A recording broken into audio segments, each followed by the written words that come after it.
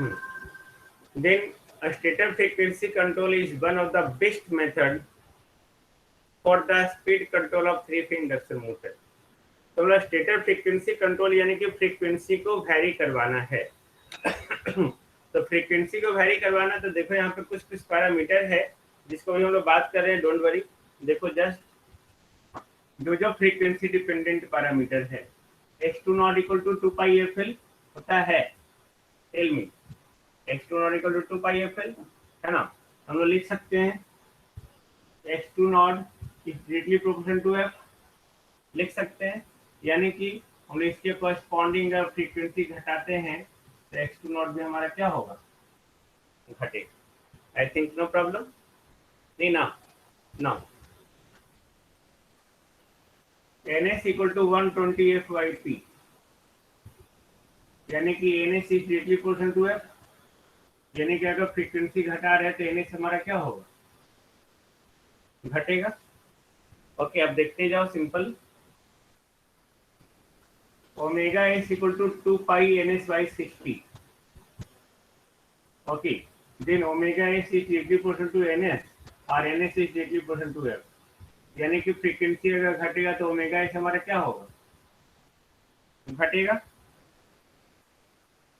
By N लिखते जाओ भाई, समझ में आ रहा है नहीं आ रहा है, आपके लिए पीछे देखता हूँ, है ना।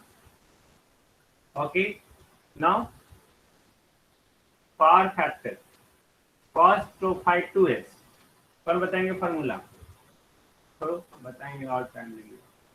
R2 by R2 square plus S x2 not का होल स्क्वायर अंडर रूट। इसकी जो कंक्लूजन निकल रहा है x2 not directly proportional to f, है ना भाई। हाँ, यहाँ पे आपको दिख रहा है x2 नॉट जो है वो डायरेक्टली प्रोपोर्शनल टू f है, तो f स्क्वायर हो जाएगा, f स्क्वायर का अंडर रूट f, यानी कि हम लोग बोल सकते हैं cos phi 2s जो है वो near about inversely proportional to f है, बोल सकते हैं ना, नियर अबाउट। यानी कि अगर फ्रीक्वेंसी घटेगा तो cos phi 2s क्या होगा, ये बढ़ेगा। क्लियर है? नाउ ये बेसिक था हमारा। Sm equal to R2 by x2 not, नहीं, यानी कि Sm is inversely proportional to x2 not, x2 not is directly proportional to f, यानी कि Sm is inversely proportional to f, यानी कि फ्रीक्वेंसी घटेगा तो slip corresponding to maximum torque क्या होगा, बढ़ेगा। नहीं, next Tm equal to 3 by omega S E2 not का whole square by 2x2 not. Okay, यहाँ पे जो लोग फ्रीक्वेंसी को वैरी करवा रहे हैं, वोल्टेज को कांस्टेंट रख के फ्रीक्वेंसी को वैरी करवा रहे हैं। हम लोग दो मेथड यहाँ पे पढ़ेंगे। स्टेटर फ्रीक्वेंसी कंट्रोल जो है दो तरह का, कब, जब एक बार वोल्टेज को कांस्टेंट रखे हुए, यानी कि वोल्टेज में कोई चेंजेस नहीं, सिर्फ फ्रीक्वेंसी को वैरी करवा रहे हैं, तब क्या होगा। और हम लोग फिर से फ्रीक्वेंसी चेंजेस करवा रहे हैं, बट वोल्टेज यानी कि V बाई एफ जो होगा यहाँ पे क्या होगा, कांस्टेंट होगा। वो अगला मेथड है हमारा। बट यहाँ पे जो फ्रीक्वेंसी को वैरी करवा रहे हैं वो इस तरह से वैरी करवा रहे हैं कि वोल्टेज हमारा कांस्टेंट हो। अगला मेथड है फ्रीक्वेंसी को इस तरह से वैरी करवा रहे हैं कि V बाई एफ हमारा कांस्टेंट हो, यानी कि फ्रीक्वेंसी घटे तो वोल्टेज भी घटेगा उस मेथड में, फ्रीक्वेंसी बढ़ेगा तो वोल्टेज भी बढ़ेगा। I think all of you agree, है ना। तो यहाँ पे वोल्टेज को हम लोग कांस्टेंट रखे हुए, वोल्टेज को कांस्टेंट रखे हुए हैं। अब ये देखो Tm is directly proportional to omega s, f का directly proportional तो 1 by f, 3 तो कांस्टेंट, ये constant x2 not, x2 not f का directly proportional f, यानी कि Tm is directly proportional to f square, लिख सकते हैं हम लोग, बोलो। यानी कि फ्रीक्वेंसी अगर घटेगा हमारा तो Tm हमारा क्या होगा, बढ़ेगा। नहीं, एक ही एरो तो कोई जरूरत नहीं, Tm मैक्सिमम टॉर्क हमारा बढ़ेगा, है ना। फ्रीक्वेंसी घटेगा तो TST starting torque 3 by omega S E2 not का whole square R2 by R2 square plus S2 not का होल स्क्वायर, लिख सकते हैं, है ना। Then TST is directly equal to 1/f, ये ऊपर कांस्टेंट, ये भी कांस्टेंट, प्लस x0 का होल स्क्वायर, तो लिख सकते हैं 1/f स्क्वायर, ये फ्रीक्वेंसी का स्क्वायर होगा ना, F square plus constant, F square ही रह गया, तो एफ स्क्वायर के इनवर्स फोर होगा, है ना। अंडर रूट यहाँ पे होता है भाई डेवलप्ड टॉर्क में, गुलशन डेवलप्ड टॉर्क में अंडर रूट होता है क्या? नहीं। Okay, then TST is directly proportional to 1/f3, यानी क्या अगर फ्रीक्वेंसी घटा तो TST क्या होगा, बढ़ेगा। ओके,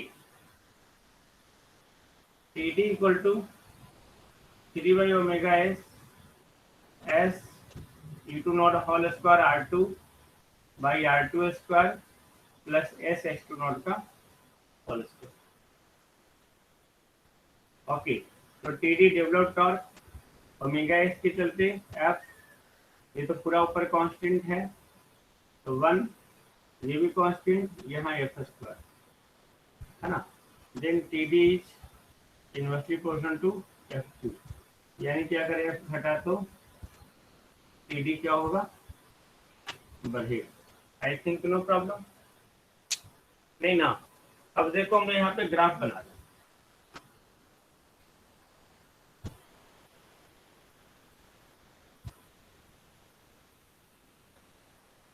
ग्राफ बना रहा हूँ लोग।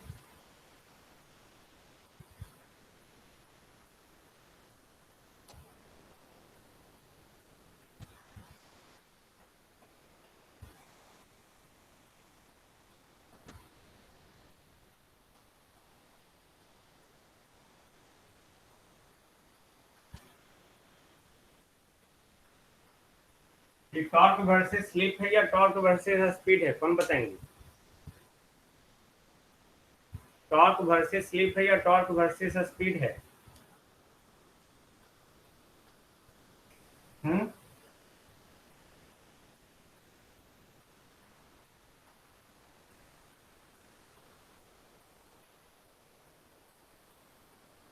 स्लिप है, स्पीड है ना आरती रहे। Starting condition, okay, at stand still starting मिलता है ना, स्टैंड स्टिल ये 1 हो गया था, स्पीड 0, ये स्पीड है, torque speed characteristics. Okay,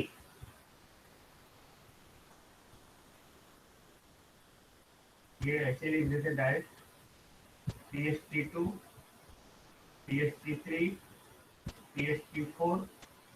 okay, अब यहाँ पे देखो सिंपल, ये F1 है फ्रीक्वेंसी, F2 है, F3 है, F4। अगर फ्रीक्वेंसी बढ़ रहा है हमारा या घट रहा है, फ्रीक्वेंसी घट रहा है यानी कि F4 less than F3 less than F2 less than F1, A1 अब फ्रीक्वेंसी घट रहा है। तो अगर फ्रीक्वेंसी घट रहा है, देखो क्या क्या घट रहा है। ओके, फ्रीक्वेंसी अगर आपका घट रहा है, ओके, तो कुछ भी नहीं घट रहा है इसमें कुछ। फ्रीक्वेंसी बढ़ रहा है तो सारा आइटम से हम बढ़ रहा है ना, यानी कि फर्स्ट स्टार्टिंग टॉर्क TST4 ये बढ़ा, TST3 बढ़ा, TST2 बढ़ा, TST1 बढ़ गया, दिख रहा है आप लोग को, है ना। उसी के कॉरेस्पॉन्डिंग TM, ये TM4, TM3, TM2, TM1, ये TM4 भी बढ़ा, TM3, TM2, TM1।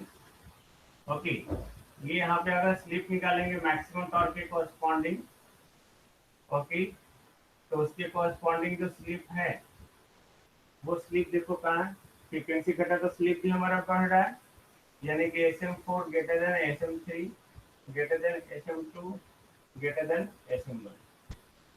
क्लियर? उसके बाद डेवलप्ड टॉर्क का भी इसी तरह लिख सकते हैं, बट एक चीज आपका जो है घट रहा है, फ्रीक्वेंसी घट रहा है तो स्पीड भी घट रहा है, यानी कि NS4, ये NS4 NH3 NH2 NH1, तो फ्रीक्वेंसी ये F1 NH1 ज्यादा, F2 घटा, NH2 घट गया। ओके, तो जैसे जैसे फ्रीक्वेंसी घट रहा है तो आपका सिंक्रोनस स्पीड भी घट रहा है, दिख रहा है आपको, है ना। तो फ्रीक्वेंसी जैसे जैसे हम लोग वेरी करवा रहे हैं वैसे वैसे क्या हो रहा है, आपका ये सारा पैरामीटर जो है वेरी कर रहा है। क्लियर। तो हम लोग फ्रॉम द एबव एक्सप्रेशन इससे हम लोग कंक्लूजन निकाल रहे हैं। Okay, as the frequency decreases starting torque, okay, maximum torque, slip corresponding to maximum torque, okay, ये सारा आपका क्या हो रहा है, बढ़ रहा है। ओके, ग्राफ फिर से सर मतलब क्या लिखे भाई अभिषेक सिंह, ग्राफ फिर से, डोंट वरी बता रहा हूँ, कुछ नहीं, आप एक ग्राफ लो, है ना, एक ग्राफ लो। देखो ये एक ग्राफ है हमारा F1 पे, ओके, ये F1 पे फ्रीक्वेंसी घटाए F2 F3 F4, ये फ्रीक्वेंसी घटती जा रहा है, फ्रीक्वेंसी देखो घटती जा रहा है, दिख रहा है ये अभिषेक। ओके, अब देखो फ्रीक्वेंसी घट रहा है, फ्रीक्वेंसी घट रहा है तो slip corresponding to maximum torque बढ़ रहा है, फ्रीक्वेंसी घट रहा है तो torque corresponding to maximum torque बढ़ रहा है, फ्रीक्वेंसी घट रहा है तो स्टार्टिंग टॉर्क बढ़ रहा है, दिख रहा है यहाँ पे ग्राफ में उसी तरह बस बढ़ाते चले गए। और क्या, ये TS1 TS2 TS3 TS4 TM1 TM2 TM3 TM4, है ना। ओके, और यहाँ देखो सिंक्रोनस स्पीड, सबका फ्रीक्वेंसी घट रहा है तो सिंक्रोनस स्पीड भी घट रहा है, ये जैसे जैसे घट रहा है वैसे वैसे देखो स्पीड भी घट रहा है। Got it. अब हम लोग फ्रीक्वेंसी को वैरी करवा रहे हैं विथ द कांस्टेंट वोल्टेज, यानी कि E2 नॉट को हम लोग कांस्टेंट रखे हुए हैं। ओके, अब ध्यान से देखिएगा और ध्यान से सुनिएगा मेरी बात, यहाँ पे एक क्वेश्चन पूछूंगा। ओके, अब जैसे जैसे फ्रीक्वेंसी हम लोग वैरी करवा रहे हैं विद द कांस्टेंट वोल्टेज, यानी कि E2 नॉट हमारा कांस्टेंट है, इसके कैरेक्टरिस्टिक से एक चीज क्लियर है कि जैसे जैसे हम लोग फ्रीक्वेंसी घटाते हैं या बढ़ाते हैं उसके कॉरस्पॉन्डिंग स्पीड भी जो है ग्रेजुअली आपका बढ़ेगा या घटेगा। Of course n is equal to 120 f/p है। ओके, तो आप यहाँ से देख सकते हैं nr equal to ns 1 minus s, तो nr equal to 120 f/p 1 minus s। अगर फ्रीक्वेंसी घटाया तो ये घटेगा, अगर ये बढ़ रहा तो ये भी बढ़ेगा, दिख रहा है ना आपको। ओके, ग्रेजुअली आपका वो बढ़ेगा या घटेगा। Okay, for the constant torque load, अगर कांस्टेंट टॉर्क लोड हुआ तो for the constant torque load कहने का मतलब क्या हो गया, for the constant torque load यानी कि आपका जो लोड है वो लोड आपका कांस्टेंट है, तो जो लोड कांस्टेंट है तो उसके कॉरस्पॉन्डिंग टॉर्क भी हमारा कांस्टेंट होगा। ओके, जब लोड हमारा कांस्टेंट है तो उसके कॉरस्पॉन्डिंग स्लिप भी हमारा कांस्टेंट होगा। एग्री और नॉट, एग्री ना भाई। ओके, अगर वो कांस्टेंट तो ये भी कांस्टेंट है ना। तो जनरली लोड तो हमारा दिया हुआ ही रहता है, जब लोड दिया हुआ तो यानी कि स्लिप दिया हुआ है, जब स्लिप दिया हुआ तो स्लिप हमारा कांस्टेंट हो गया, और पोल हमारा कंस्ट्रक्शन दिया हुआ है, तो speed is directly proportional to F. Frequency घटाएंगे तो स्पीड घटेगा, फ्रीक्वेंसी बढ़ाएंगे तो स्पीड बढ़ेगा। Got it. अब ये बताओ कि क्या हम लोग फ्रीक्वेंसी को बहुत ज्यादा घटा सकते हैं, क्या हम लोग फ्रीक्वेंसी को बहुत ज्यादा घटा सकते हैं, इज इट पॉसिबल, या कुछ हद तक घटा सकते हैं। ओके, यह एक लिमिटेशन है उसका, क्यों नहीं घटा सकते हैं बहुत ज्यादा, नेहा, ममता, अभिषेक सिंह, क्यों नहीं घटा सकते हैं, टेल मी। ओके, अगर हम लोग फ्रीक्वेंसी बहुत ज्यादा वैल्यू से घटा देंगे then what happens, what happens, अगर हम लोग फ्रीक्वेंसी बहुत ज्यादा वैल्यू से घटा दिए then what happens, tell me. Speed slow हो जाएगा, हो जाएगा, हो जाएगा, हम लोग का स्पीड कंट्रोल ही करना है ना। इंटरकनेक्टेड होता है सप्लाई, देन उससे अनबैलेंस हो जाएगा, मोटर स्टॉप हो जाएगा, हो जाएगा, हो जाएगा, ये भी एक वेरिएशन है। और कुछ सर पावर फैक्टर भी रिड्यूस हो जाएगा, पावर फैक्टर भी रिड्यूस होगा, और कुछ ईएमएफ इंड्यूस लेस होगा, होगा तो ईएमएफ इंड्यूस लेस होगा कैसे, हाउ, कांस्टेंट वोल्टेज है ना भाई गुलशन,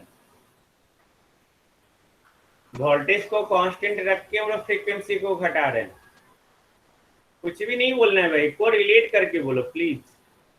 स्लीप इंक्रीज कैसे कर जाएगा प्रदीप, अभी तो कांस्टेंट टॉप लोड लिए हुए हम लोग, तो कांस्टेंट टॉप लोड पे फ्रीक्वेंसी को घटाएं तो स्लीप कैसे बढ़ जाएगा भाई। स्लीप का फ्रीक्वेंसी से क्या रिलेशन है, रिएक्टेंस घट जाएगा, ठीक है घटेगा, क्या होगा उससे देखिएगा। ओके क्या होगा, okay T2 not equal to 4.44 kW F(n) होता है।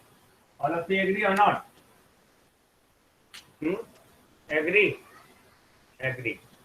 अब ये वोल्टेज कांस्टेंट है, ये जब कांस्टेंट है, ओके, ये भी कांस्टेंट, ये भी कांस्टेंट, एन भी कांस्टेंट, ओके, तो constant equal to F phi, यानी कि एफ फाई कांस्टेंट हो गया, ओके, यानी कि phi inversely proportional to frequency हो गया। Got it. अब स्लीप अप्रॉक्स 0 क्या हो जाएगा पीछे से, अगर फ्रीक्वेंसी बहुत ज्यादा घटाना शुरू कर दिए with a very much value, then for the constant voltage flux क्या हो जाएगा, इंक्रीज करना शुरू कर देगा। Got it. जब फ्लक्स इंक्रीज करना शुरू कर जाएगा तो वो सैचुरेशन को मेंटेन नहीं कर पाएगा, मशीन सैचुरेशन स्टेट से आगे चला जाएगा। हम लोग यहाँ पे फ्लक्स हम लोग देते हैं मशीन को सैचुरेट, हम लोग इतने फ्लक्स फ्लो करवाते हैं जहां तक मशीन सैचुरेट ना करे, और जब मशीन सैचुरेट कर जाएगा, ओके, तो वहां पे मशीन को बर्न करने का संभावना है। ऑल ऑफ यू एग्री और नॉट? अगर हम लोग फ्रीक्वेंसी बहुत ज्यादा घटाए तो फ्लक्स आपका बहुत ज्यादा बढ़ जाएगा, और फ्लक्स आपका इतना ही बढ़ना चाहिए जहां तक कि वो सैचुरेटेड कंडीशन में ना आए। लेकिन अगर वो सैचुरेटेड कंडीशन में आ गया, ओके, या उससे ज्यादा चला जाए, तो आप जो एनर्जी दे रहे हैं तो उसके कॉरस्पॉन्डिंग वो क्या होगा, जल जाएगा। अब इस फ्लक्स को मेंटेन करने के लिए अगर आप फ्रीक्वेंसी को बहुत ज्यादा घटाएंगे तो वोल्टेज को भी थोड़ा सा घटाना होगा, ओके, तब मेंटेन रहेगा ना इक्वेशन हमारा, तब हमारा फ्लक्स सैचुरेशन स्टेट में नहीं जाएगा ना, तो ये इसका डिसएडवांटेज है। तो to maintain the saturation condition, okay, हम लोग फ्रीक्वेंसी को बहुत ज्यादा वैल्यू से नहीं घटाते हैं, okay, this is not for your semester, this is for your knowledge, just for your knowledge, for your competitive examination, that is too important for any student of the electrical engineering. Got it? It is very important. frequency का relation flux से देखो हमने कर दिया, okay, just because of voltage equation, okay, voltage equation के कारण जो है यहाँ पे voltage constant है, okay, तो voltage constant होने के कारण flux जो हो गया वो frequency के inversely proportional हो गया। क्लियर है? आई थिंक नो प्रॉब्लम नहीं ना भाई। अब जो नेक्स्ट मेथड है हमारा, इसको भी मैं पढ़ा ही देता हूँ क्योंकि ये साथ में मुझे लिखना कम पड़ेगा, है ना। नेक्स्ट मेथड जो हमारा है stator voltage and frequency control, and frequency control, इसी को हम लोग कहते हैं VYF मेथड, VYF मेथड।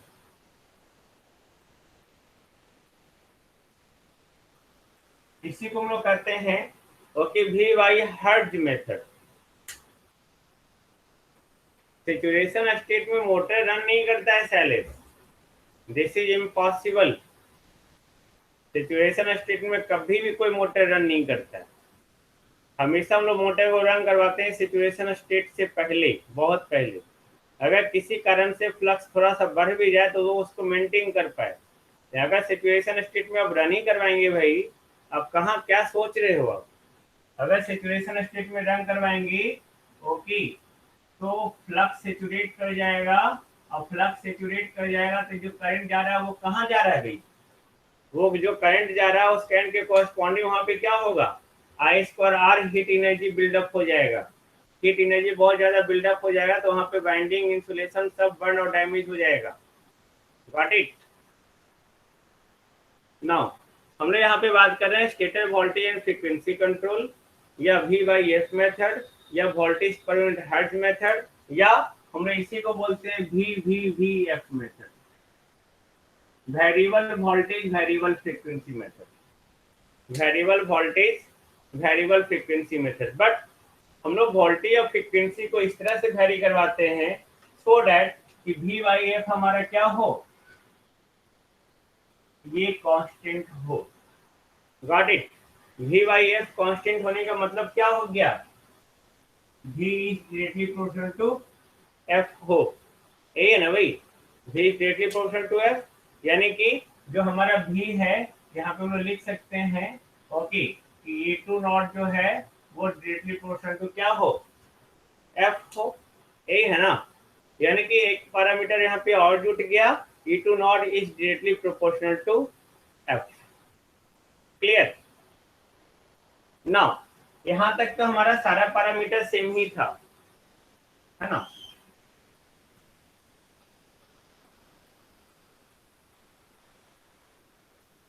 यहां तक सारा पैरामीटर सेम पहले की जैसा, कि फ्रीक्वेंसी घटाएं तो एक्सपोनेंट घटेगा, फ्रीक्वेंसी घटाएंगे ये घटेगा ये घटेगा ये बढ़ेगा।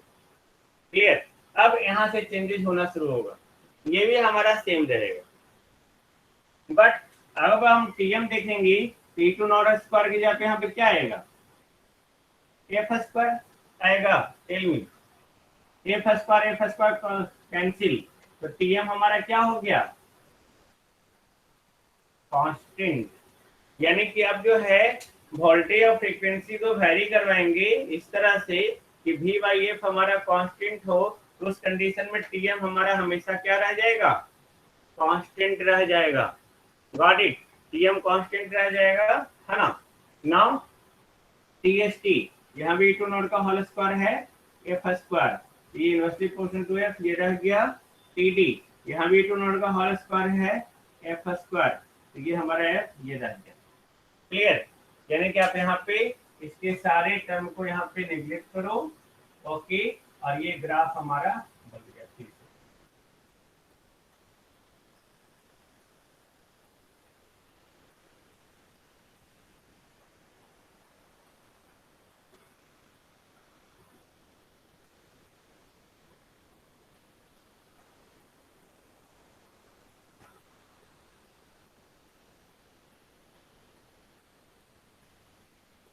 ये हो गया TM। Got it? ओके, यानी कि आप फ्रीक्वेंसी वेरी करवा रहे हैं, ये आपका बढ़ेगा बट ये आपका क्या रह गया, कांस्टेंट रह गया, बाकी सारा पैरामीटर चेंज सेम होगा। आई थिंक नो प्रॉब्लम, नहीं ना भाई, सेम चीजें सेम कंडीशंस है ना। अब इसमें भी एक कंडीशन आता है, पहले हम लोग यहाँ पे कंक्लूजन निकाल ले।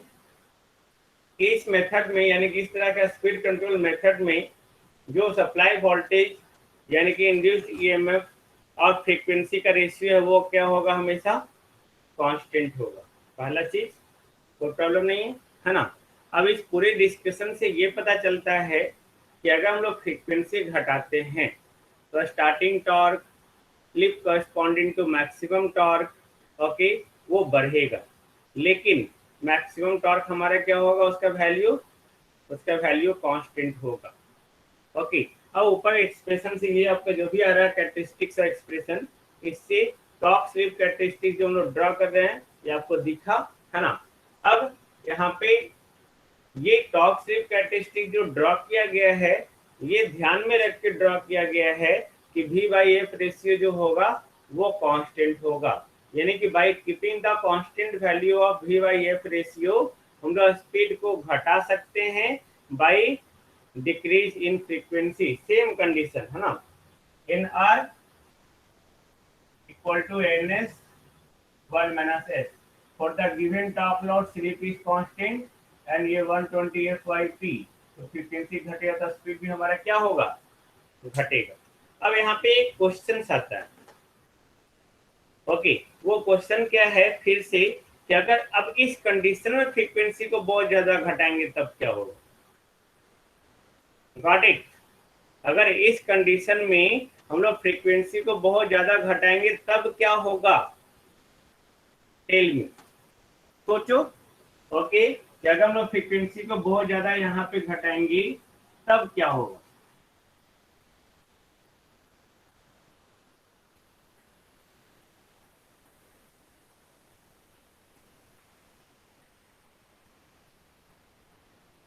वोल्टेज को बढ़ाना पड़ेगा, क्यों भाई, E2 नॉट इक्वल टू, फिर से ही जोड़ना शुरू कर दिए, एफ एन फाइव, ये तो भाई E2 नॉट बाई एफ, ये तो हमारा कांस्टेंट है ही, है ना, एन फाइव, ये कांस्टेंट है, फ्लक्स भी कांस्टेंट है हमारा, क्या अंतर पड़ रहा है, यहाँ से तो कोई रिलेशन ही नहीं भाई। अगर फ्रीक्वेंसी हमारा बहुत ज्यादा घट रहा है तो वोल्टेज भी बहुत ज्यादा घट रहा है साथ साथ, ये तो रेशियो हम लोग पहले से मेंटेन ही कर रहे हैं। वोल्टेज को क्यों बढ़ाएंगे विशेष हम, जब वोल्टेज को बढ़ा देंगे फ्रीक्वेंसी को घटा देंगे तब तो भाई V by F ratio constant रह ही नहीं पाया। ओके, यानी कि आपने जड़ ही हिला दिया भाई। एनी अदर प्लीज टेल मी।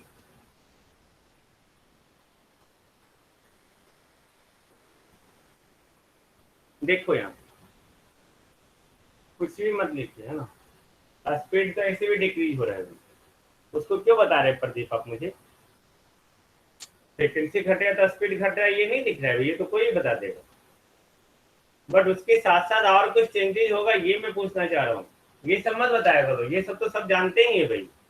जैसे इसके पहले बार में मैंने दिखाया कि सेचुरेशन स्टेट में आ जाएगा, क्या कुछ ऐसा कंडीशन आ सकता है यहाँ पे, देखो यहाँ पे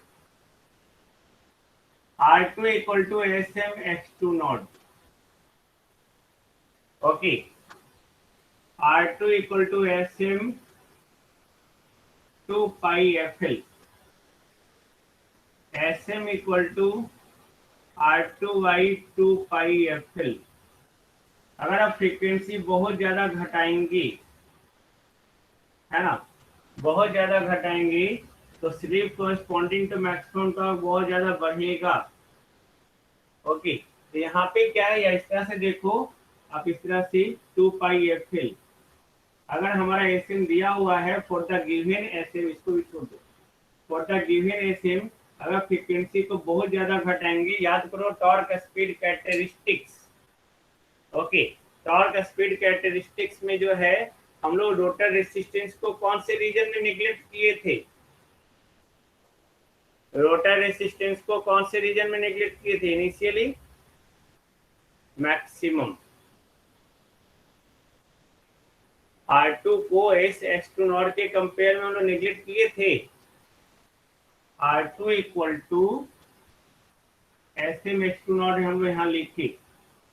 अगर हम लोग फ्रीक्वेंसी घटा रहे हैं तो ये तो बढ़ रहा है हमारा, ये सही है ना, लेकिन अगर आप फ्रीक्वेंसी बहुत ज्यादा घटाएंगे तो R2 को हम लोग नेग्लेक्ट नहीं कर पाएंगे, टॉर्क स्लिप कैरेक्टरिस्टिक्स में टॉर्क हम लोग इसी रीजन में वर्क कर रहे हैं ना, वर्किंग रीजन हमारा कहाँ है,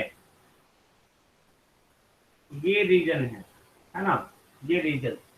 ओके, तो हम लोग जो है अगर फ्रीक्वेंसी को बहुत ज्यादा घटा देंगे, बहुत ज्यादा घटा देंगे, है ना, तो ये तो बढ़ रहा है, ये सही है, लेकिन फ्रीक्वेंसी बहुत ज्यादा घटाने के कारण जो है आपका, ओके, लीकेज रिएक्टेंस बहुत ज्यादा घट जाएगा, X2 नॉट का वैल्यू घटेगा ना भाई, टेल मी, हम लोग बहुत ज्यादा की बात कर रहे हैं, कम की नहीं, है ना, बहुत ज्यादा घट जाएगा, तो यहाँ पे क्या होगा कि जो रोटर रेसिस्टेंस है उसको लीकेज रिएक्टेंस के कंपेयर में नेग्लेक्ट नहीं कर पाएंगे, और जब नेग्लेक्ट नहीं कर पाएंगे तो उसके कॉरस्पॉन्डिंग जो रीजन होगा आपका, the region of maximum torque, जो रीजन मैक्सिमम टॉर्क के रीजन में जो होगा वहां पे हम लोग उसको नेग्लेक्ट नहीं कर पाएंगे, और मैक्सिमम टॉर्क का वैल्यू जो है स्लाइटली क्या होगा, घट जाएगा, ओके, स्लाइटली रिड्यूस हो जाएगा फ्रॉम दियर मैक्सिमम वैल्यू। कब, जब फ्रीक्वेंसी हम लोग बहुत ज्यादा घटा दिए तब इसका मैक्सिमम वैल्यू थोड़ा सा घट जाएगा। क्यों, क्योंकि यहाँ पे R2 equal to SM X2 not है, ओके, तो हम लोग R2 को इस रीजन में निगलेक्ट कर रहे थे, ओके, शुरू में, अब X2 नॉट का वैल्यू बहुत बहुत ज्यादा घट जाएगा, घटेगा ना भाई, ये बहुत बहुत ज्यादा घट जाएगा, तब हम लोग आरटीयू को नेग्लेक्ट नहीं कर पाएंगे। जब आरटीयू को नेग्लेक्ट नहीं कर पाएंगे तो टॉर्क जो होता है वो R/X रेशियो के कारण होता है ना। तो हम लोग यहाँ पे जो है वैल्यू ऑफ मैक्सिमम टॉर्क या torque corresponding to slip SM, वो हमारा स्लाइटली रिड्यूस कर जाएगा फ्रॉम दियर मैक्सिमम वैल्यू, और यही होगा आपका डिफरेंस। ओके, तो यहाँ तक हम लोग ने बात किया। ओके, और आपका 3 फेज इंडक्शन मोटर का सारा कंसेप्ट, सारा चीज यहाँ समाप्त होता है 3 फेज इंडक्शन मोटर। और नेक्स्ट क्लास में जो हम लोग बात करेंगे वो बात करेंगे डबल केज इंडक्शन मोटर।